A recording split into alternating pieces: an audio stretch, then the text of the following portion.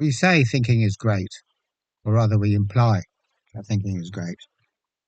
Our whole way of life, our whole culture is based on this little thing, this little assumption that thinking is great. You can put it on a little plaque somewhere, thinking is great. We're based on that. But it isn't great. It's not great for everything. It might be great for a few things, some things. It might be great for the proper domain which thinking is supposed to be dealing with. Thinking is great if it's kept within its proper domain. Some things thinking can't do. It just can't do them. Not its fault.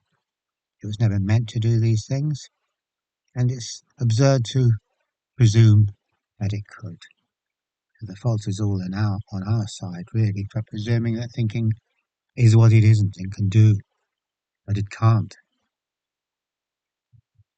So I can just give a couple of quick examples just to expose the total inadequacy of the thinking process for solving certain existential problems.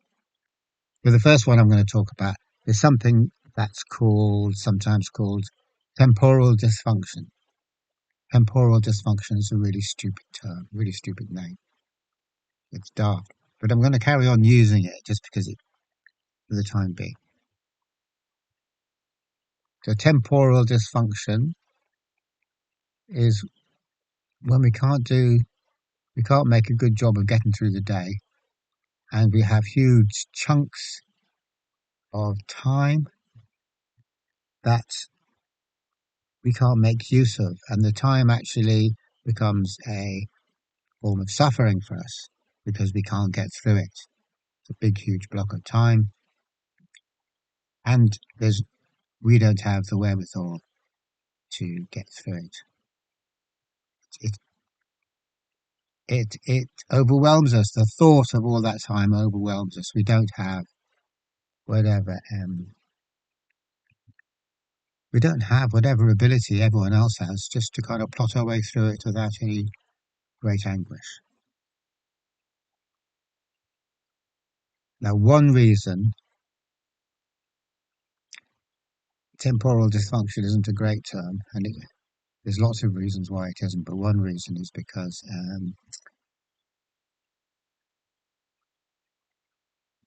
we we might single out someone and say their time weighs heavy on their hands and they're having problems getting through the day, figuring out how to get through the day. We could say they're suffering from some kind of dysfunction. But the thing is that we all only manage to get through the day in a totally illegitimate way by scamming our way through the day. We hop from one thing to another, from one distraction to another, from one task to another, from one pastime or preoccupation to another. Just like Eric Byrne says, the man who wrote Games People Play. So we ought to refer to Eric Byrne here, because what he's saying is our greatest difficulty, our greatest problem, our greatest challenge in life is unstructured time. Nothing else, unstructured time. How am I going to get through it? And so Eric Byrne says we get through it by inventing strategies. We skip from one thing to another. We have all these little we have all these things that we can do, predefined routines, and we just go from one routine to another, to another, to another, and we're able to hop from one thing to another in such a way that we don't really realize that we're using what we do during the day to help us get through the day, which is a funny thing. It's a funny thing because it's not natural. The natural thing is you do whatever you do because it's what you do. It's because whatever happens, happens. But we're getting clever and we're doing stuff in order to solve the problem of unstructured time, which is not a problem we're aware of generally. We're so scared of it, we solve it before we even become aware of it. And if when we can't solve it anymore, then we do become aware of it. And that's tough. That's when we start to have a bad time. So what I'm really saying here is there is no legitimate strategizing to get through the day. Any form of strategizing, any form of planning, etc., even though we don't consciously plan, it functions as a plan because we have all these things that we do habitually, and they all click into play when the appropriate situation appears. So we don't perceive ourselves as using a strategy or planning to get through the day, but we are. And this isn't legitimate because we're not actually experiencing the day if we do this. We're recycling stuff from the past in order to solve the problem of the present. Present being a problem because it's just like a completely blank canvas. And if we had to start to scratch without carrying forward all of our habits and opinions and reflexes, if we had to do that, we'd be stumped. We'd suddenly have to confront the immensity of existence and all the possibilities that it entails, and then we'd have to work out what to do. Where do I go from now? What's the first thing I do? What am I going to do? What's my move? What first move am I going to make? Now, this is why thinking can't help us, because thinking always operates out of a game plan. We might talk about spontaneous thinking, but that's not really thinking. It's just spontaneous content coming into consciousness. It's not the thinking process. It's another part of the brain, another part of another kind of attribute. We have the intellectual attribute, and we have the possibility of being spontaneous. There's no such thing as spontaneous thought. Thought always comes from a template, and the template is always old, so thought is always, always old. Exactly as Krishnamurti says. Krishnamurti says this, but it doesn't really tend to make much impact. We don't really understand what the big thing about thought being old is. Why is that such a significant observation? And it's significant because if we live in the world that is made by our thoughts, so if our thoughts are old, then we're living in a recycled world, a copy world, a repeat world. We're old too. Everything's old. It's just a repeat, like on TV. So you can't call that living. It's cheating. We're cheating. We're all cheating. To live would be to start off with a fresh slate and greet the world with fresh eyes, seeing everything anew, and then seeing what happens next. Not in an intellectual way, not in a way that I've calculated a way to get from A to B, because that's just avoiding the present moment. If I'm thinking in terms of goals, I'm avoiding the present moment because all my concentration is on the goal, how good it's going to be, what problems there might be, whether I'm doing well in approaching the goal, whether I'm hot or whether I'm cold, all that kind of stuff. Everything's about the goal, and the goal isn't in the present moment. The goal is in my head. So it can be seen that having goals is our strategy. It's another way of looking at our strategy for getting through the day. The goals aren't spontaneous, they're relics of the past. We've imported them into the current, into the present moment, into the current situation, and we're going to do what we did before because it's safe. We know how to do it because it's a routine, because there's rules for that kind of thing, and we like to follow rules. So this is what gets us through uncharted, unstructured time. We make up a bunch of rules, we make up a whole we hit upon a whole load of games. And then when the day comes, we start all over again. We slip straight into the routine, into the habit, into the game, blah, blah, blah, blah, blah. And so it's all the same. It is all the same as the day before. And the day before was the same as the one that came before that, etc., etc. So there's this quality to our life. It's kind of bland and repetitive because it is recycled. It's the old stuff being recycled forever. And we don't like to change. Like, I don't like to change my outlook on life, my opinions, my habits. I don't like to change any of that stuff because it's really hard and because I rely on that stuff for a sense of security, a sense of identity, etc., etc., etc. So, psychologically speaking, it's super hard to change that stuff. We can't actually do it, not on purpose. Life can change us if it hits us with stuff and we take that on board. Then, due to the intensity of the experience, we will let go of stuff. So, it is possible to let go of stuff and start anew. But not so much because we're just sitting there and we're thinking, okay, I know I'd like to be spontaneous. That doesn't really work. Or I'd like to do something new. I don't want to do the same. We do that the whole time, of course. We think, oh, I want to do something new, go somewhere different, try something different. And we do, but it's only trivially different because we're doing the same old things, basically. We've got the same old game plan because our idea of the world doesn't change and our idea of who we are, our identity doesn't change. So no matter what we do on the basis of who we already think we are, living in the world as we think we know it already, that's going to be old. We're repeating. It's replay. So we can get through unstructured time, but in order to do this, we just have to recycle yesterday forever, which is kind of boring and bland, and it's kind of got this quality of not being very fresh. If we were to drop all of that and just see the whole of life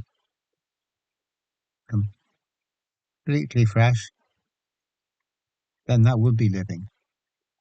That would be straight. That would hit us. That would be life hitting us. It would feel would feel that sense of not being able. We'd feel the sense of life being strange and mysterious and amazing and out there and totally unique and totally original, etc. So whatever, whatever we could say about it, there's a hell of a lot in it, and it has a big impact on us. So you would say that it has a numinosity. It's got an intensity and kind of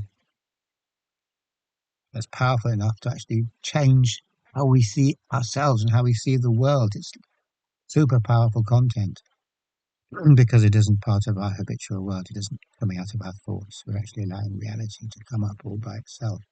So we could do that, but it's impossible for us to do if our only way of existing, the only way we know of existing, is in the rational, purposeful mode, which is true for almost all of us once we get to be adults. We don't have any other way than copying what we did before because that's kind of safe. Yeah, I did this before, I'll do that again. We can't do the radical new, the radically unexpected, or the radically unpredictable because rationality has no time for that. It can only work out of the same groove. If we had lost that childlike part of us so that we could still swap into spontaneous mode, then there's no problem because life does itself. Whatever happens, life will happen, and it'll do itself without us having to plan it, etc., etc., etc. That's the beauty of it. Like having a friend who you have to tell them what to say every single sentence they say. You have to program in advance, like as if they're well, as if they're not a real human being, but a kind of fake simulation human being, just to kind of you know for company. Maybe I don't know. Why would you want a fake human being? And maybe they're less challenging. Or maybe there's no one else and you just need to have someone there. But anyway, it is possible to fool ourselves that it's a real person. I mean, after all, as I have been saying, a lot of us just repeat stuff anyway. It's well known that people repeat themselves. That's what we do. We keep on repeating ourselves. So we wouldn't notice if we had an android that was just coming out with narrative that had already been, dialogue that had already been scripted. We wouldn't notice, but it's cheating. There's no relationship. Yeah, that isn't a relationship. There's no communication going on. But we could still think that it is a relationship if we were superficial enough. So in the same way, when we live in our normal way, we kind of imagine that every day the stuff that we're doing is new, even though even though life is just a continuation of one thing tacked on another and another and another, and it's all kind of got this sameness to it, as Sartre says somewhere. And of course, sometimes we do become aware of this. We get second depressed. Why wouldn't we get depressed? We do sometimes notice. We feel the weight of the repetition, the staleness, and the utility and the hopelessness of it. But it's there the whole time. The thing is, we just keep distracting ourselves, diverting ourselves. So the point is that this whole idea of temporal dysfunction is a bit of a misnomer, really, because we've all got temporal dysfunction, and the folks who visibly have it just aren't able to scam it anymore the way we scam it, for whatever reason. And all good things come to an end, and all techniques can start to fail at some point. Even though that's not a perfect answer, because some people do seem to be able to recycle. So I'm quite happily without ever becoming aware of it. So maybe it is possible to do if you stay really superficial and always find something else to blame if things aren't going right. Collectively, we don't acknowledge it at all. We don't acknowledge that we're getting through the day in an illegitimate way, so as to avoid the actual thing where you actually connect with reality. We don't admit that. We like to portray ourselves as being gung-ho, out there, adventurous. We're doing it. We're living our best life, etc., etc. We aren't living our best life. We're recycling some crappy old pattern. But unless we're very careful, we'll keep on doing that until we die. So this is a significant thing. There is not a strategy or a way to get through the day.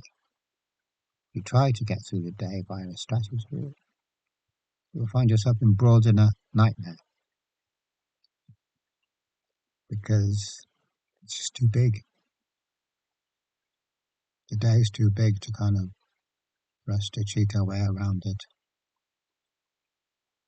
Ultimately, but that's okay because, as I said, there's no need for us to do anything. The ego always thinks it has to do everything, takes responsibility for everything, starts to freak out when it realizes it's taken on something too big, that it's bitten off a mouthful that it can't quite chew or swallow. It's, but in actual fact, the ego is totally deluded. It doesn't have to control its way through the day. The day will happen all by itself, and that's what spontaneity means.